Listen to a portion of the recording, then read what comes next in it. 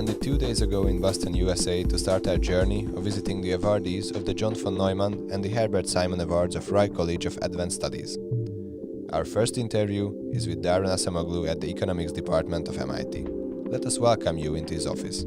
My name is Daron Acemoglu. I'm an institute professor at MIT, and I am an economist, but the two particular areas where I focus most in my research are political economy, in particular institutional foundations of long-run economic development, poverty, prosperity, and technological change and its impacts on productivity, inequality, wages, and employment. You believe that institutions are the key drivers of economic growth.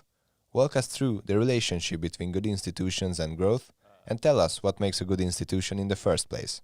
Satisfactory answers to those questions would probably take several hours, or perhaps a lifetime, if you really want to think deeply about them. But essentially what my research emphasizes are three bits that are relevant for an answer, perhaps.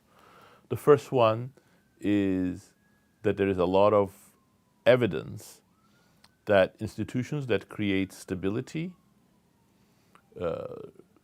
secure rights for individuals to get engaged in economic transactions, investment, education, contracting, legal functions.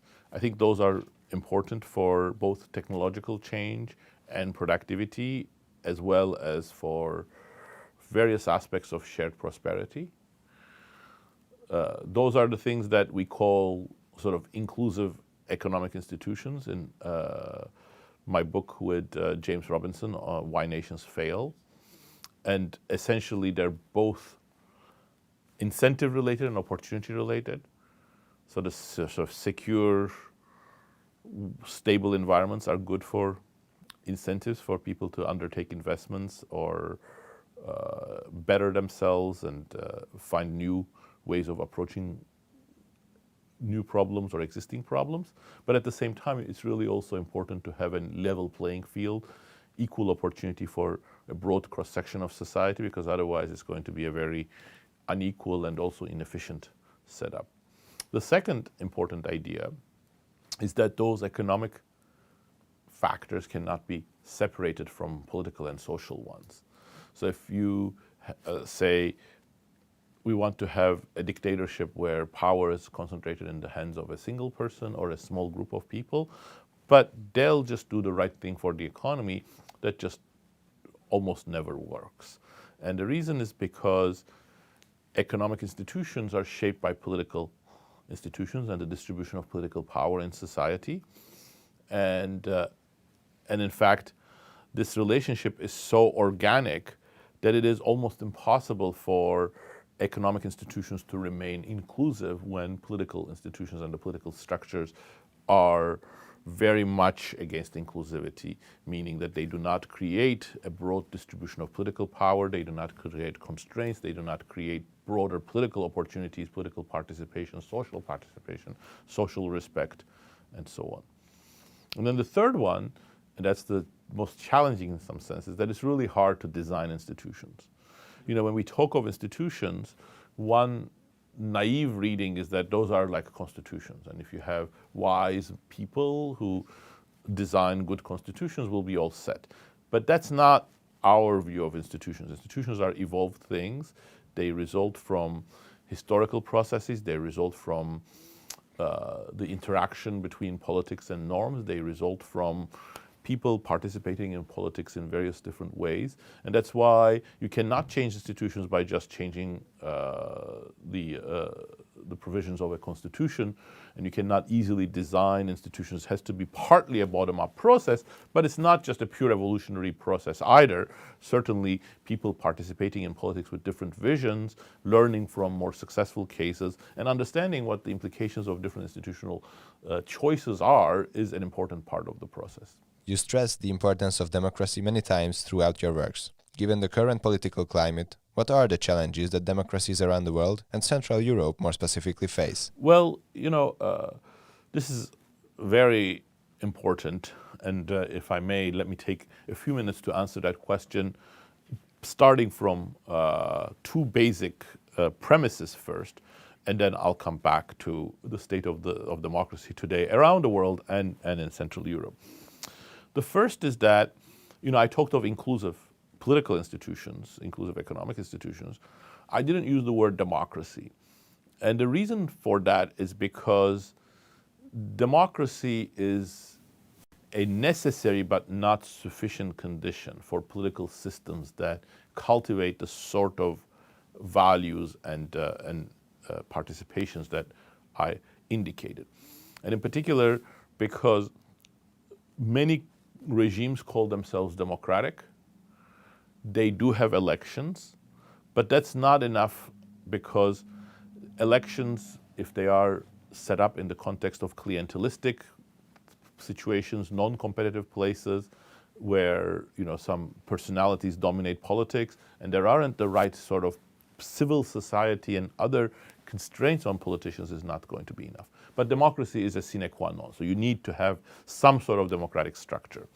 The second is that democracy has had a bad name, both throughout history and today. People are very skeptical about democracy. There are many critical voices about democracy. My own research shows that despite all of these shortcomings of many democratic regimes, actually, democracy is very good for economic growth. It's very good for education, child health, lots of things that we associate with modern successful societies. Democracy contributes to it because it's much better than the alternatives.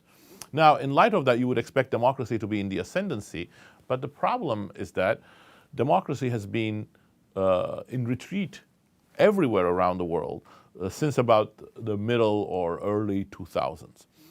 At some level that might appear surprising, but it's not, because the fact that democracy is good for the poor, for example, or for protecting the health investments in children, that doesn't necessarily imply that everybody is going to rally around democracy. There are people who benefit from weakening of democracies, and among them are powerful leaders with autocratic tendencies.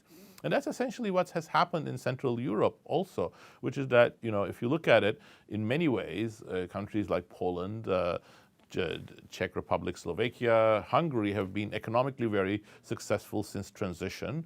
Contrary to many fears, they've rebounded well, and they've been able to build some parts of their economy quite well. But at the same time, the democratic experiment, which started very well, also left a lot of weaknesses that are easy to exploit. So if you look at the democratic structures with the civil society participation, media, political parties in Western Europe, they have evolved over centuries. In the context of Central Europe, the democratic experiment is much new, so it leaves more vulnerabilities. And for the same reasons that I've articulated, if the autocrats or people with autocratic tendencies want to undermine them, it has greater vulnerabilities. And I think that's what we're sort of seeing in many of these countries. You spent a considerable amount of time on studying the relationship between labor and technological growth, which is becoming a more and more broadly discussed topic today. What shocks threaten the labor markets, and what sort of challenges will we see as a consequence of automation? I think it's a fascinating topic. It's fair to say that both policymakers and academic researchers have been asleep at the wheel, in the sense that we haven't really understood what automation entails, both in terms of its productivity and work implications, but also in terms of social implications. And again, sort of linking it to my answer to the previous question, qualitative historians sort of understood that, especially when they were writing about the factory system in its early phases, the assembly line. They saw that there was going to be a lot of disruption, and there were a lot of social reactions to these things. And I think we're living through a period similar to that. Automation is a particular type of technological change because it replaces humans by machines.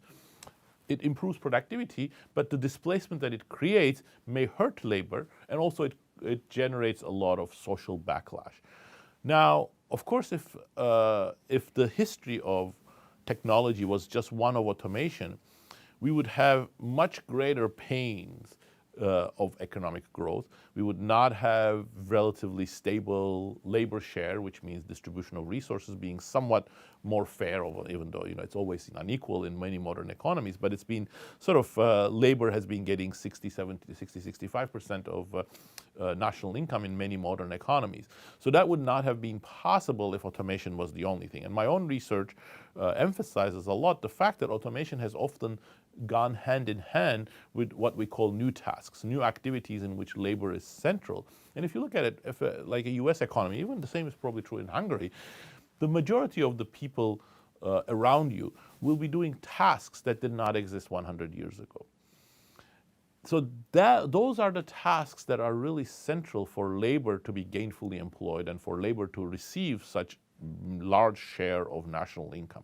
But what I think has happened is that over the last 20 years, there has been so much focus in the business community on automating to reduce costs that those other activities have fallen by the wayside. And as a result, it has created an environment in which there's a lot of automation, so there is this disruption that it creates, and the things to compensate for those has been absent. So it's a deep problem, and it's a problem of direction of technological change, it's a problem of public policy, and it's a problem of social norms among business leaders. What drove you to become an economist and an academic?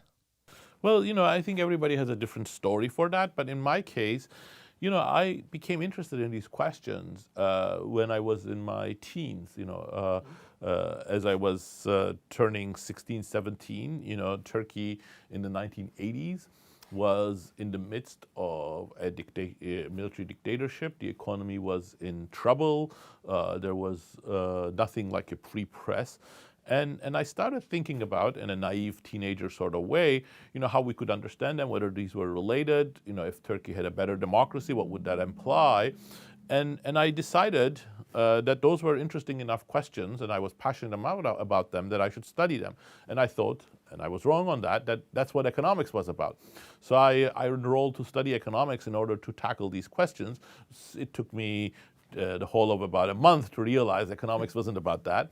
But it was still fun. I really liked it. I liked the way in which you could see it as an undergraduate, that you were dealing with important social questions and you were using quantitative, serious analysis to tackle them. And I sort of went along for the ride with economics. I got interested in many different aspects of economics, and only after starting my PhD, after finishing my master's and starting my PhD at the LSE, I realized actually I can go back and think about some of the same questions that had motivated me to get into it. And there were some economists who were sort of trying to do the same. Like, for example, I discovered Douglas North at the time, an economic historian who was using economic history and economic analysis to tackle similar questions. And that was inspiring, and then made me want to go in a somewhat different direction, but along the same sort of paths that I had originally embarked.